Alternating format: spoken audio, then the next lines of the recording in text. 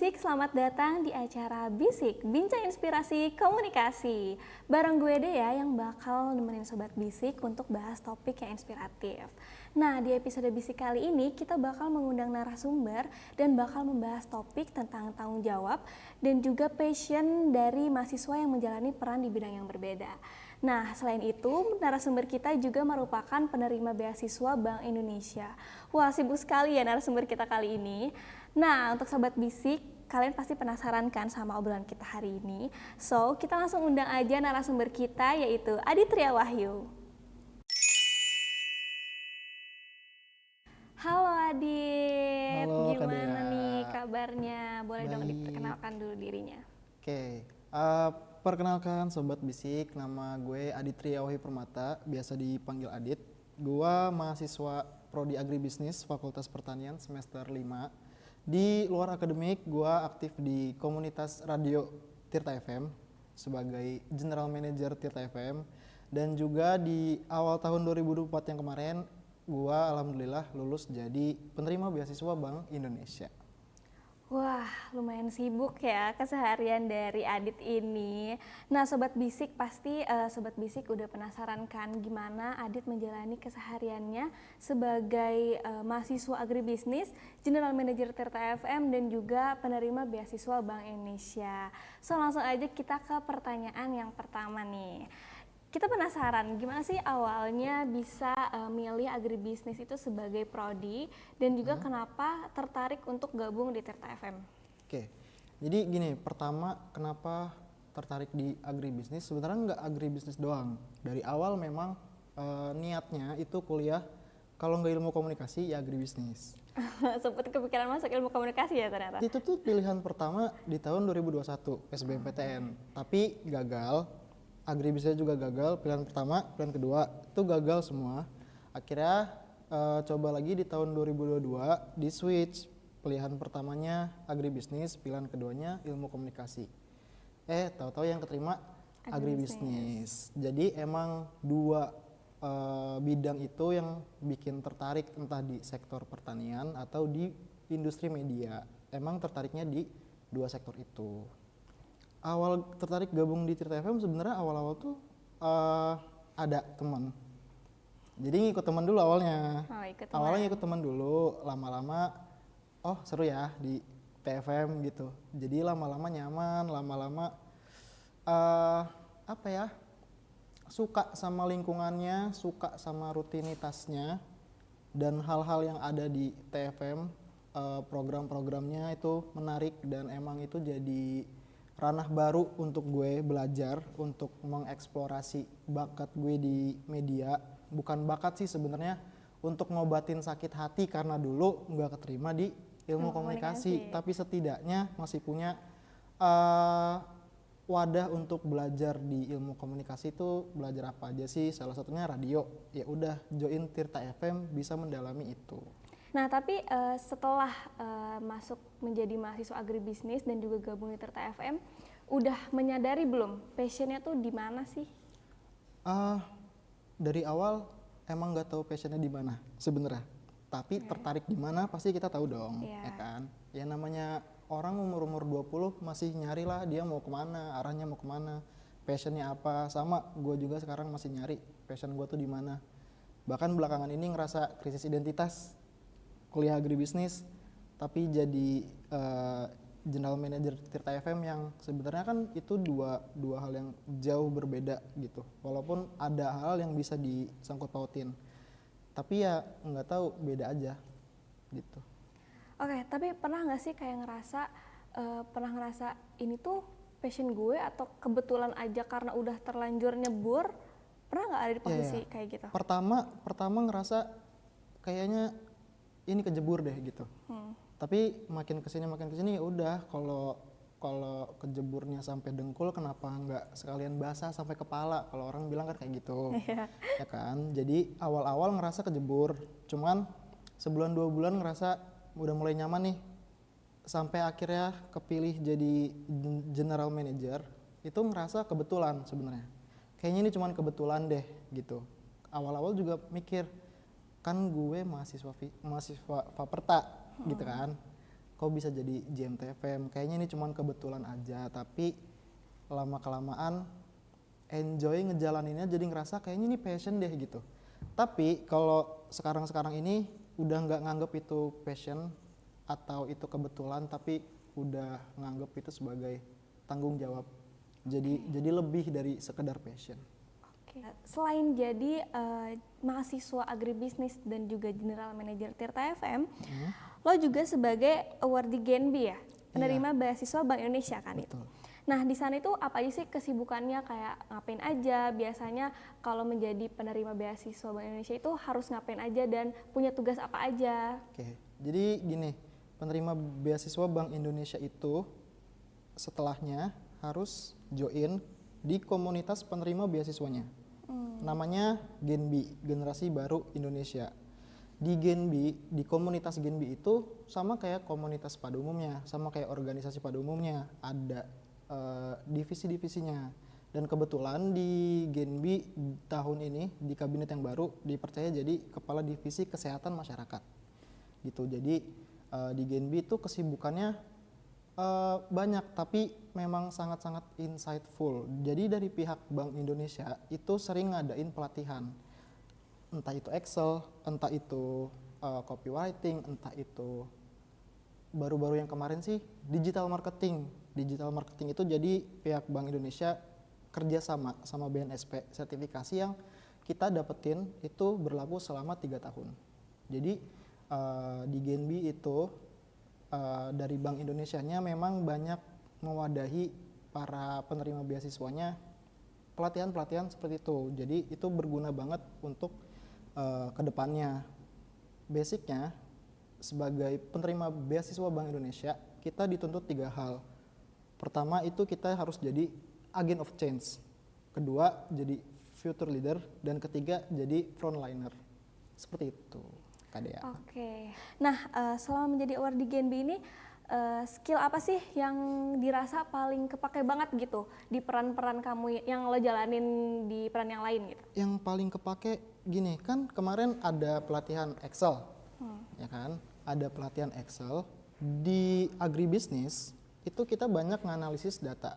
Kita banyak ngumpulin data dari entah itu data lahan, entah itu data pengeluaran pemasukan dari sebuah UMKM yang kita ada tugas untuk ngitung pengeluarannya, pemasukannya, BPP-nya, HPP-nya dan lain sebagainya. Itu Excel itu sangat-sangat sangat-sangat membantu, sangat-sangat bermanfaat di agribisnis. Kalau di Tirta FM kan media. Sebagai general manajernya, gue harus make sure kalau Tirta FM itu melakukan promosi dengan baik. Kenapa? Karena banyak orang yang mikir radio zaman sekarang siapa sih yang dengerin, gitu kan? Kalau kita nggak merhatiin engagement kita di media sosial, kita nggak merhatiin gimana kita mempromosikan komunitas kita, kegiatan kita di sosial media dengan baik, ya eksistensi kita sebagai komunitas radio lama-kelamaan akan luntur, lama-kelamaan akan tersaingi dengan komunitas-komunitas atau organisasi lain. Jadi dengan adanya pelatihan digital marketing kemarin dari pihak Bank Indonesia yang bekerja sama dengan BNSP, itu sangat-sangat ngebantu gue untuk mikirin strategi marketing ke depannya, gimana sih TFM ini bisa ngasilin karya, ngasilin program-program yang bisa ningkatin engagement kita di sosial media. Karena biar gimana pun kan sekarang orang bisa ngelakuin apapun terserah dia di sosial media gitu, selagi ranahnya positif gitu. Oke, jadi ternyata sebagai penerima beasiswa banyak banget skill yang juga bisa ngebantu di peran-peran yang lain kayak tadi Banyak misalnya. banget. Nah, tapi menurut lo gimana sih lo ngelihat peran dari beasiswa ini untuk pengembangan diri lo dan juga karir lo gitu? Itu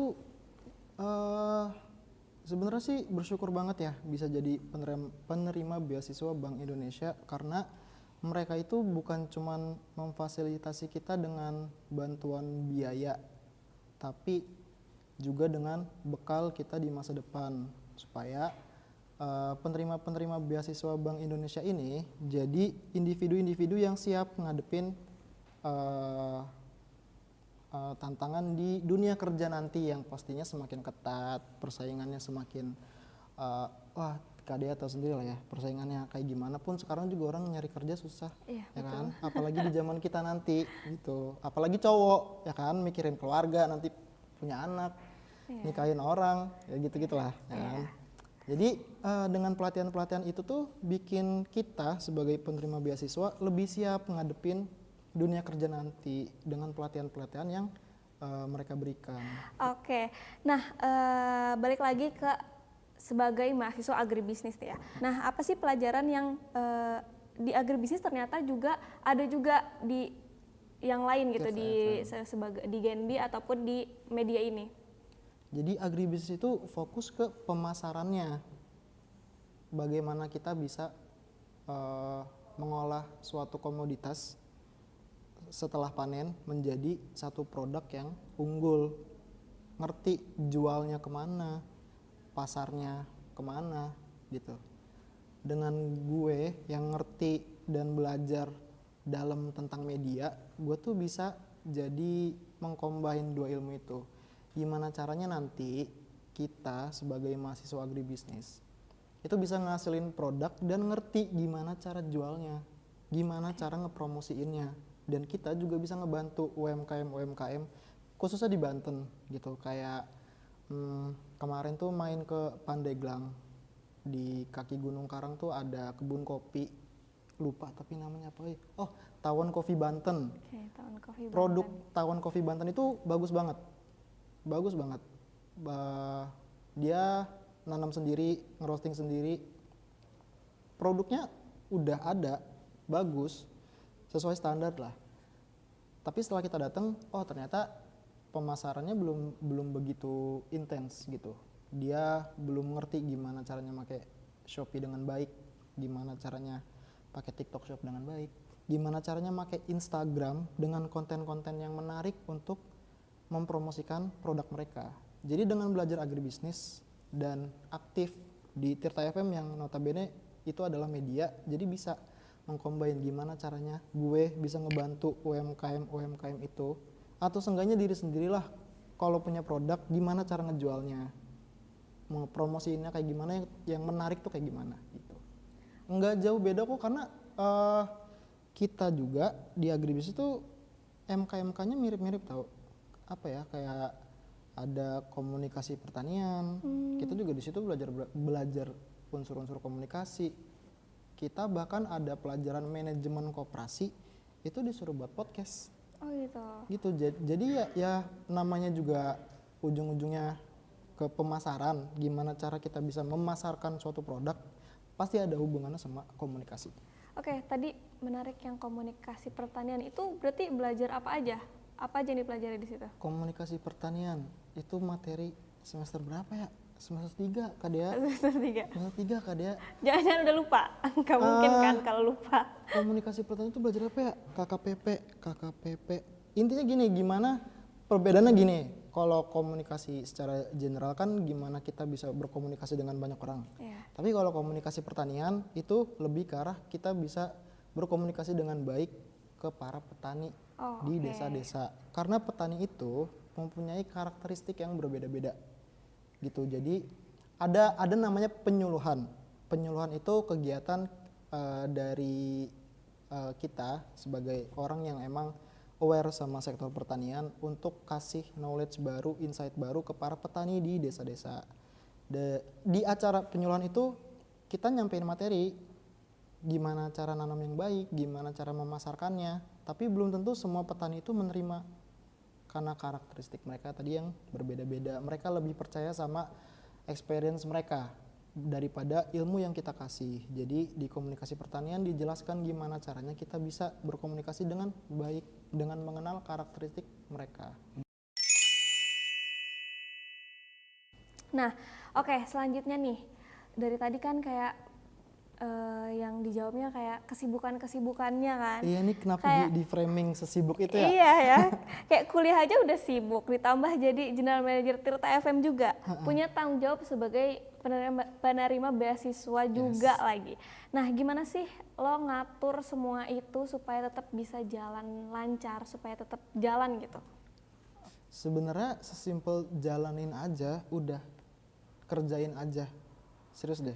Karena setelah dikerjain, yang awalnya terdengar dan terlihat seribet itu, ternyata nggak juga gitu. Jadi pada akhirnya kita bisa nyesuaiin waktu sendiri, kita bisa adaptasi sama rutinitas kita yang lumayan padat.